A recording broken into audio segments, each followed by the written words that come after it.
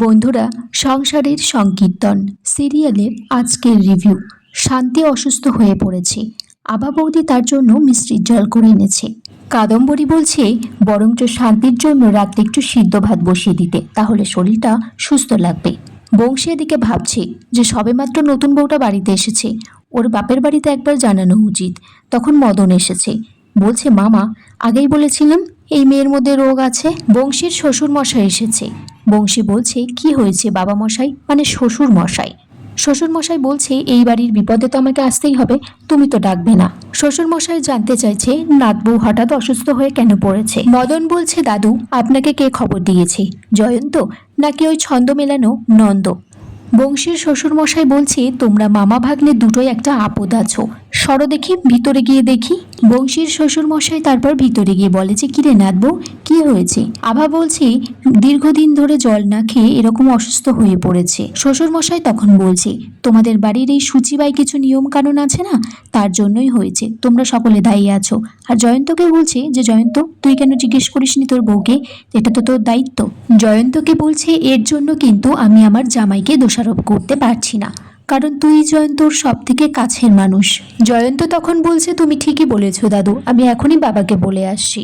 বংশীর শ্বশুর মশাই তখন বলছে শান্তিকে যে দিদি ভাই তোর কাছ থেকে কিন্তু আমি এটা আশা করিনি, তুই একটা প্রতিবাদী মেয়ে আর নিজের শরীরের উপর দিয়ে এইরকম একটা অবহেলা করছিস। বংশীর শ্বশুর মশাই তারপর বংশীর খুব প্রশংসা করছে, বলছে উপরে উপরে কড়া দেখাতে পারে কিন্তু ভিতরে থেকে উনি অনেক নম্র সভ্র, সেরকম হলে আমার মেয়েকে ওনার হাতে আমি তুলে দিতাম না। জয়ন্ত এদিকে তার বাবাকে বলতে এসেছে যে শান্তির অবস্থা পরবর্তীতে কেমন হবে সে বলতে পারবে না, কারণ প্রত্যেকবার বাথরুমে গিয়ে যদি শাড়ি পরিবর্তন করতে হয় এটা তো কারোর পক্ষে সম্ভব নয়। কাদম্বরী আর আভা তখন বলছে যে এই নিয়মটা তো আমরাও পালন করছি, কই আমাদের তো কোনো রকম অসুবিধা হচ্ছে না।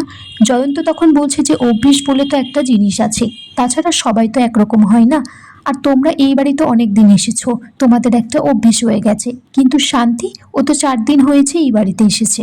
বংশী তারপর অনেক ভেবে জয়ন্তর ঘরে গেছে, বলছে যে বৌমা জয়ন্ত যেমন আমার ছেলে তুমিও আমার মেয়ের মতো, আমার থেকে কিছু লোকাবে না তুমি। আর আমি সবার সামনে একটা কথা বলতে চাই, আজ থেকে এই নিয়মটা কাউকে আর পালন করতে হবে না, বাথরুম থেকে বেরিয়ে কাউকে শাড়ি পরিবর্তন করতে হবে না, গঙ্গা জল ছিটিয়ে নিলেই হয়ে যাবে। মদন তখন বলছে ও মামা এতদিনের নিয়ম কারণ তুমি গঙ্গা জলে ভাসিয়ে দিচ্ছ।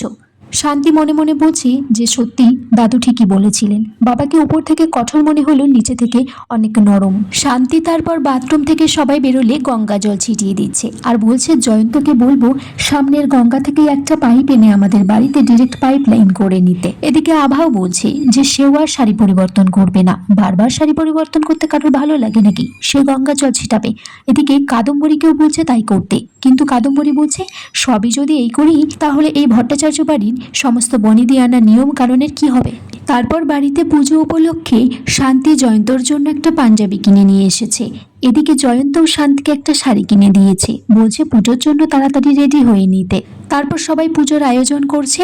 এদিকে টুনির মা তেল ফেলে দিয়েছে, তারপর সে বালতিতে করে নিতে এনে সেটা মুছে নিচ্ছে। হঠাৎ করে কাদম্বরীকে ছুঁয়ে ফেলেছে। কাদম্বরী বলছে তুমি যে কি করলে, আমি তো স্নান করে নিয়েছি। টুনির মা বলছে সে তো আমিও সকালে স্নান করেছি। কাদম্বরী বলছে তোর দেখছি মুখে মুখে তর্ক হয়েছে নতুন বৌদি বাড়িতে আসার পর। বংশী তারপর সবাইকে বলছে যে দোকানে আজকে হালখাতা আছে, সবাইকে এখনই যেতে হবে। শান্তিকে তারপর ব্রজ বলে যে এই বাড়ির প্রথম হালখাতার ক্যালেন্ডারটা তুমি খোলো এবার। কাদম্বরী তো এদিকে রাগ করছে। তারপর ঠাকুর মশাই এসেছে পুজো করার জন্য।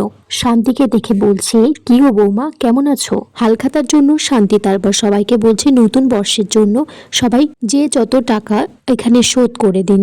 বংশী তারপর শান্তিকে বলে যে ক্যাশ কাউন্টারে বসার জন্য। মদন এদিকে কানে ফুসমন্ত্র দিচ্ছে বংশীর যে এই বাড়ির বউকে আপনি আপনার ব্যবসায় বসিয়ে দিলেন, কিছু টাকা চাইতে হলেও ওর কাছেই হাত পাততে হবে। আর বন্ধুরা এখানেই আজকের পর্ব শেষ হয়ে যায়। তোমরা কমেন্টস করে জানিও কেমন লেগেছে এই পর্বটা।